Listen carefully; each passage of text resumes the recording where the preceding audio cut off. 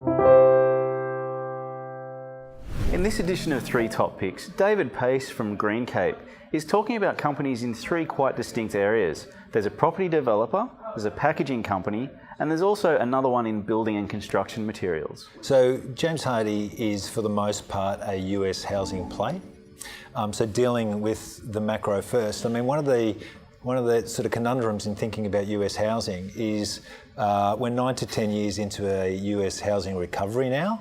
They typically go for 6 or 7, but they're still building 300,000 homes per annum. So which of those forces ultimately win out? Now, I've done a lot of work in that US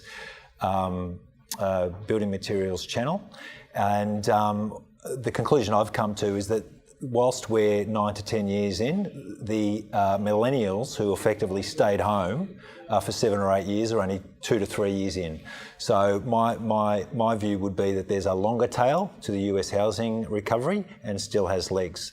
Let's get down to the company specifics. One of the best management teams I've ever come across, always looking for proof statements in making those calls. Through the GFC, US housing starts halved and halved again, from 2 million to 1 million and bottomed under 500,000.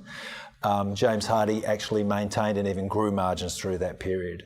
So exceptional micromanagement to manage the cycle and then leverage it on the way back out.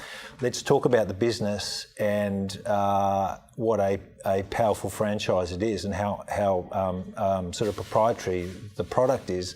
They've taken price increases every year, save for one, since the GFC.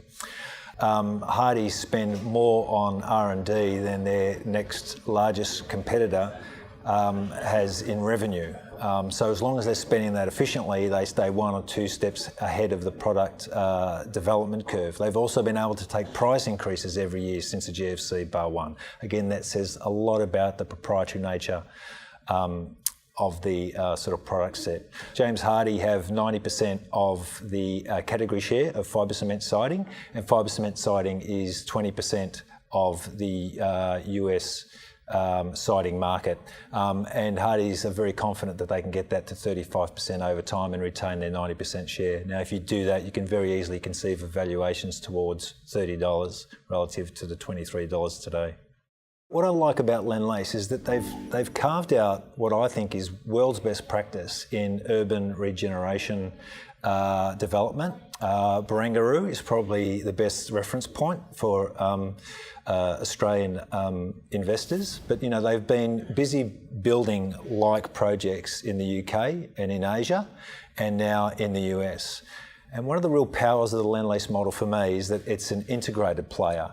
So it develops, it constructs, and then it typically vests those projects into its funds.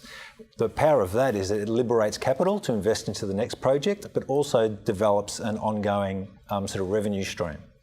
And this is a business that trades at 12 to 13 times earnings in a market where we're struggling to find absolute value. It's trading at $18 today. I can very easily get to $22, $23 Lendlease over time. It's been a long time since you've been able to buy Amcor at a PE less than 15 times. The share price has been under pressure because of the raw material price increases that are going through that business. They do ultimately get to recapture those, but with a lag.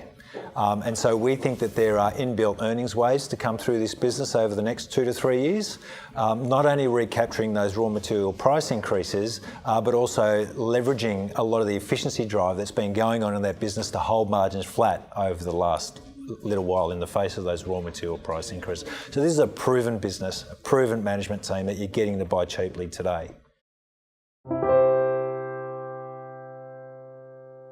Any advice in this video is general advice prepared by Morningstar without reference to your financial objectives, situation or needs. You should consider the advice in light of these matters and any relevant product disclosure statement before making any decision to invest.